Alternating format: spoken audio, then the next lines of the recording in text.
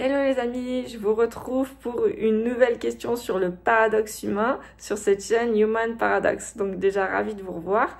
Ensuite, voilà, aujourd'hui je voulais vous parler de différentes choses, notamment du conscient et de l'inconscient. Donc si vous aimez ce genre de vidéo, mettez un pouce, partagez, laissez un commentaire, moi je serais très contente de vous lire. Si vous voulez plus d'infos sur si vous êtes célibataire et que vous voulez rencontrer la bonne personne, sachez qu'il y a des vidéos aussi sur cette chaîne et tout un site dédié, evol-love.com. Vous avez tout dans la barre de description, vous avez notamment un petit questionnaire et un parcours dédié pour les célibataires qui souhaitent rencontrer le bon partenaire. Donc n'hésitez pas, vous avez tout dans la barre de description. Sur ce, je reviens rapidement du coup sur notre petit sujet du jour. Réconcilier son conscient et son inconscient. Alors, qu'est-ce que ça veut dire exactement? Alors, je sais pas si ça vous est déjà arrivé, mais souvent, on souhaite quelque chose consciemment, mais finalement, on a l'impression qu'inconsciemment, on joue contre nous-mêmes.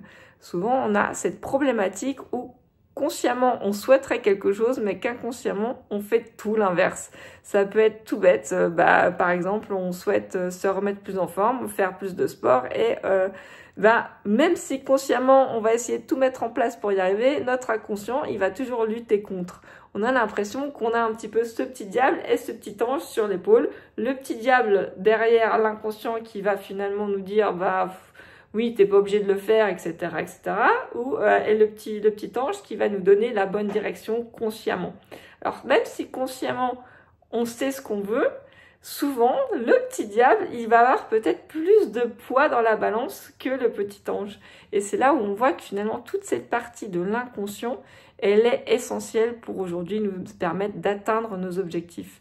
Il ne suffit pas d'avoir conscience de quelque chose pour réellement transformer les choses. Il va falloir que tout se mette en marche dans la même direction, c'est-à-dire vraiment réconcilier cette partie inconsciente de cette partie consciente.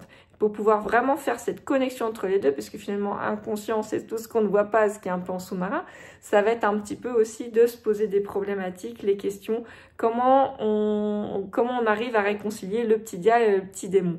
Donc c'est toute la difficulté finalement de garder cette cohérence interne entre ce qui est en sous-marin, donc tout ce qui est inconscient, la face cachée de l'iceberg qui est souvent beaucoup plus développée finalement que toute la face émergée de l'iceberg qui est beaucoup plus petite, qui est ce petit ange.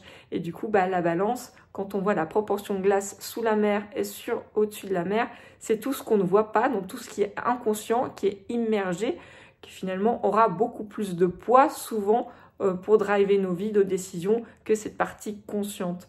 Donc c'est là où il est important de prendre en note que souvent, quand on n'arrive pas à atteindre un objectif et qu'on s'auto-sabote d'une certaine façon, c'est qu'il y a probablement une incohérence entre ce que l'on veut de façon consciente et ce que notre inconscient a mis en place pour nous empêcher peut-être de suivre cet objectif conscient.